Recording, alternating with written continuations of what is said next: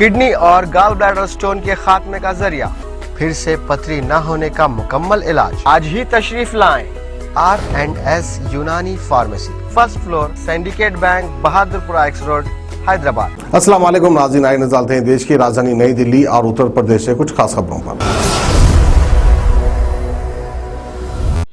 Dengue का संक्रमण दिमाग तक पहुंच रहा है। राजधानी के हॉस्पिटल में डेंगू के नए मामलों में कमी आ रही है, लेकिन गंभीर केस भी काफी तेजी से बढ़ रहे हैं। अलग अलग हॉस्पिटल्स में ऐसे भी पेशेंट हैं जिन्हें डेंगू संक्रमण होने के बाद दिमाग की नसों तक उसका असर हुआ, जिसके चलते पेशेंट को वेंटिलेटर पर भी रखना पड़ा है। ऐसी सिचुएशन में एक डॉक्टर की भी मौत हो चुकी है। बताया जा रहा है कि नई दिल्ली के लोकनायक हॉस्पिटल के एक वरिष्ठ डॉक्टर ने बताया कि डेंगू की वजह से उनके यहाँ एक पेशेंट की हालत इतनी ज्यादा खराब हो चुकी है कि पेशेंट को वेंटिलेटर सपोर्ट पर रखा गया है।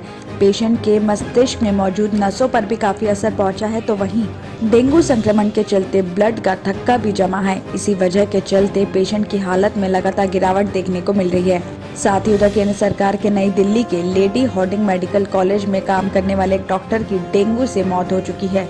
जानकारी के अनुसार बताया जा रहा है कि डॉक्टर ईशान भगत सर्जरी विभाग में रेजिडेंट डॉक्टर थे और दिल्ली के ही मौलाना आजाद मेडिकल कॉलेज के लोकनायक हॉस्पिटल में उन्हें एडमिट करना पड़ा था। लेकिन संक्रमण इस कदर बॉडी में फैलता चला गया कि पेशेंट को शॉक सिंड्रोम भी हुआ और उसके साथ ही कई ऑर्गन्स को भी प्रभावित करने की वजह से मल्टी ऑर्गन फेलियर होने पर डॉक्टर की जान नहीं बचा सके। राजधानी में अब तक डेंगू की वजह से 9 लोगों की मौत हो चुकी है। हापुड़ कोतवाली एरिया के अंतर्गत नगर के चंडी रोड के राजमहल बैंकेट हॉल में शादी समारोह के दौरान सिलेंडर में आग लग गई। एक के बाद एक दूसरे सिलेंडर ने भी आग पकड़ ली और कई सिलेंडर धमाके के साथ फट गए, जिसकी वजह से समारोह में भगदड़ मच गई।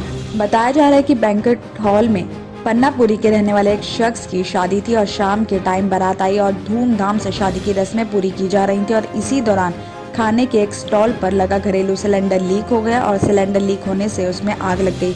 आसपास के दूसरे सिलेंडरों में भी आग पकड़ ली और आग से एक के बाद एक कई सिलेंडर में धमाके के साथ फट गए। लोगों ने भागकर अपनी जान बचाई। बैंकेट हॉल में आग की ऊंची ऊंची लपटें उठने लगी। धमाकों की आवाज काफी दूर तक भी सुनाई दे रही थी। आग और धुएं की वजह से हॉल के ऊपरी हिस्से में बने कमरों में कुछ लोग भी फंस गए थे। खबर पर पहुंची फायर ब्रिगेड ने आग पर काबू भी पा लिया, जिसके बाद कोतवाली पुलिस और फायर ब्रिगेड कर्मचारियों ने कमरों में फंसे लोगों को रेस्क्यू किया, लेकिन कुल मिलाकर आग से कोई हताहत नहीं हुई।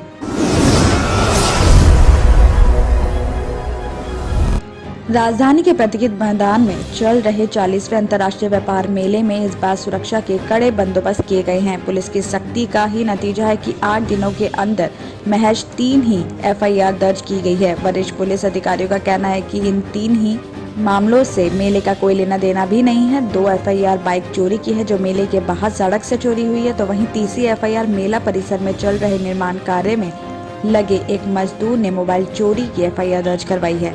हालांकि माना जा रहा है कि कोविड प्रोटोकॉल की वजह से मेला घूमने आने वाले लोगों की संख्या को एक सीमित कर दिया गया है। एक ही दिन में 30 से 35 हजार लोगों को ही एंट्री दिया जा सकेगा और ऐसे में किसी भी वारदात के होने की आशंका अपने आप में ही कम हो जाती है। मेले में कोई अप्रिय घटना ना हो, इसके लिए पहले से मेले का एक DCP और थाना प्रभारी नियुक्त किया गया है। तो वहीं दिल्ली पुलिस के वरिष्ठ अधिकारी ने बताया कि मेले की सुरक्षा को देखते हुए इसे अलग अलग 20 ब्लॉक में बांटा गया है और हर ब्लॉक के लिए एक इंस्पेक्टर भी नियुक्त किया गया है। पुलिस के अलावा अर्धसैनिक बलों की 3 कंपनियों के 200 से ज्यादा जवान भी तैनात किए गए हैं। साथ ही अंदर का इंतजाम देखने के लिए सिविल डिफेंस के 300 से ज्यादा वॉलंटियर्स को भी तैनात किया गया है। साथ ही मेले में एंट्री के लिए अलग अलग गेटों से सुबह 10 बजे से शाम 5:30 बजे के बीच ही एंट्री दी जा रही है और बिना मास्क के किसी को भी घूमने की परमिशन नहीं है।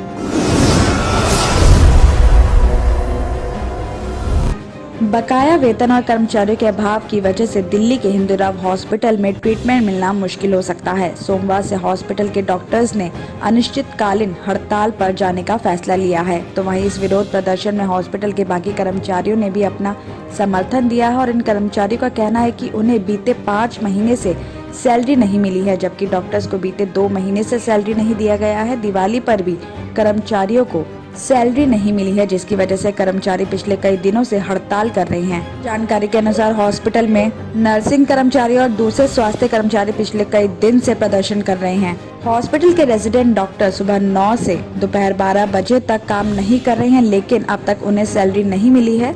जिसकी वजह से डॉक्टर्स ने निगम प्रशासन के खिलाफ अनिश्चितकालीन हड़ताल पर जाने का भी फैसला लिया है। हॉस्पिटल के रेजिडेंट डॉक्टर्स का ये भी कहना है कि सोमवार से निगम के खिलाफ अनिश्चितकालीन हड़ताल पर जाने के अलावा कोई ऑप्शन नहीं बचा है। हॉस्पिटल के पहले से ही स्टाफ में कमी है, इसके बाद भी उत्तरी दिल्ली नगर निगम ने सैलरी नहीं दिया और अब तक जो सेविंग्स थी उसकी वजह से घर का खर्चा चल गया, लेकिन अब आगे कैसे चलेगा। उधर कर्मचारियों को सैलरी देने को लेकर निगम और दिल्ली सरकार के बीच भी आरोप प्रत्यारोप का दौर जारी है। नगर निगम का कहना है कि दिल्ली सरकार से उन्हें बजट नहीं मिला है, जबकि सरकार का कहना है कि उन्होंने निगम का बजट काफी टाइम पहले ही उपलब्ध करवा दिया था। किडनी के अमराज से परेशान मायूस लोगों के लिए खुशखबरी। R&S यूनानी फार्मेसी किडनी और गॉल ब्लैडर स्टोन के खात्मे का जरिया। अब UNI स्टोन कैप्सूल्स के जरिए खात्मा कीजिए। No operation, no side effects, 100% result.